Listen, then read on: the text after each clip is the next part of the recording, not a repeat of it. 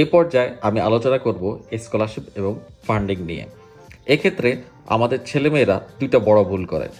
প্রথমত শুধু ডিপার্টমেন্টের স্কলারশিপকে ফোকাস করে, দ্বিতীয়ত খুব কম সময় ব্যয় করে স্কলারশিপ নিয়ে ঘাটাঘাটি করার জন্য। তো আমাদের কি করতে হবে? প্রথমে আমরা ডিপার্টমেন্ট এবং ইউনিভার্সিটির ওয়েবসাইট ভালোভাবে সার্চ করে দেখব কি কি স্কলারশিপ আছে এবং কতগুলোতে আমাদের অ্যাপ্লিকেশন করার যোগ্যতা আছে, সেই অনুযায়ী আমরা অ্যাপ্লিকেশন করতে থাকব।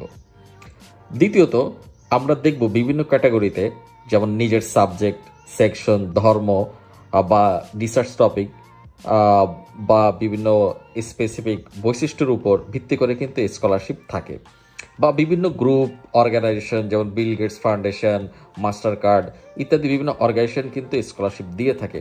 তো আমরা এরকম এক্সটার্নাল স্কলারশিপও সার্চ করতে থাকবো, যদি আমাদের সাথে মিলে যায় আমরা তাহলে অ্যাপ্লিকেশন করব। হ্যাঁ, তারপর আমরা অনেকেই কিন্তু পার্শিয়াল ফান্ডিং নিয়ে চলে আসি। তো এই ক্ষেত্রে যদি আমরা ফুল ফান্ডিং নাও পাই, তাহলে কিন্তু আমাদের মনে রাখতে হবে যে আমরা কিন্তু এইখানে ডিপার্টমেন্টে এসে যদি ভালো রেজাল্ট করতে পারি, তাহলে কিন্তু সিজিপি এর উপরে ভিত্তি করে কিন্তু স্কলারশিপ আছে।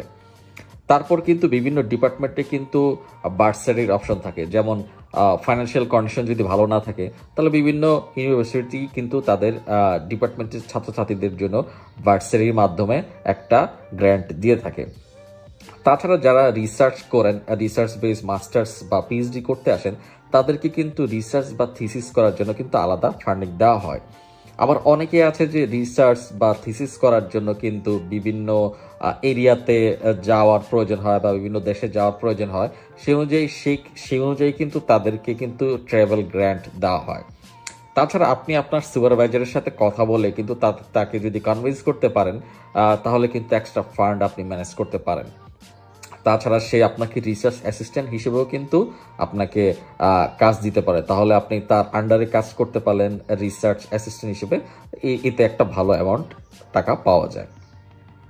এছাড়া আপনি যদি বিভিন্ন যদি বিভিন্নভাবে যদি নেটওয়ার্কিং করতে পারেন, তাহলে কিন্তু আপনার অন ক্যাম্পাস মানে ইউনিভার্সিটির ভিতরে বিভিন্ন ধরনের জব আছে, সেগুলোকে বলা অন ক্যাম্পাস জব।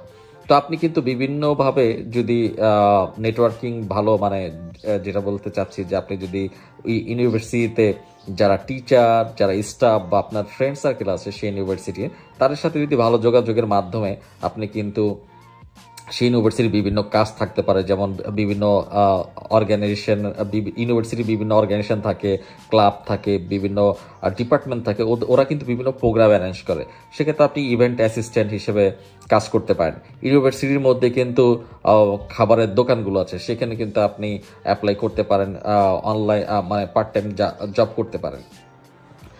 তাছাড়া আমরা যেটা করতে থাকবো যে সময় দেব, একটু প্রতিদিন একটু সময় দেব যে যে ইউনিভার্সিটি যাচ্ছি সেই ইউনিভার্সিটির মধ্যে বা ইউনিভার্সিটির আশপাশে কোনো রকমের কোনো জব আছে কিনা। তাছাড়া আমরা যদি জব খোঁজার পাশাপাশি যদি আমরা এক্সটার্নাল বা ইন্টারনাল স্কলারশিপগুলো যদি ভালোভাবে সার্চ করতে পারি, তাহলে কিন্তু আমরা সেই অনুযায়ী কিন্তু অ্যাপ্লিকেশন করে কিন্তু আমরা স্কলারশিপটা পেয়ে যেতে পারি।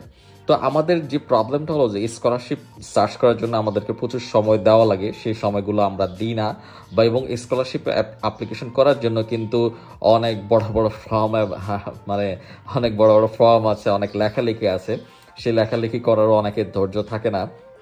তো সেক্ষেত্রে আমাদের সেই ধৈর্য থাকতে হবে, ভালোভাবে কনভিন্সিং অ্যাপ্লিকেশন করতে হবে, এবং মাঝে মধ্যে বিভিন্ন এসে লেখা লাগে। হ্যাঁ, সেই অ্যাপ্লিকেশন করার জন্য সেই এসেগুলো, মোটিভেশন লেটার বা এসেগুলো কিন্তু ভালোভাবে লেখা লাগে। তো সেগুলো আমরা কি করবো, একটু ভালোভাবে সময় নিয়ে একটু রিসার্চ করে আমরা দিব। তো আমি চেষ্টা করব যে বিভিন্ন এক্সটার্নাল স্কলারশিপের লিঙ্ক এই ভিডিওর ডিসক্রিপশন বক্সে এবং কমেন্ট বক্সে দেওয়ার চেষ্টা করব, অফিসিয়াল লিঙ্কগুলো। তা আপনারা এগুলো ভালোভাবে দেখবেন। যদি আপনার কোয়ালিটির সাথে, আপনার প্রোফাইলের সাথে মিলে যায়, তাহলে আপনি খুব ইজিলি কি অ্যাপ্লিকেশন করে দিতে পারবেন।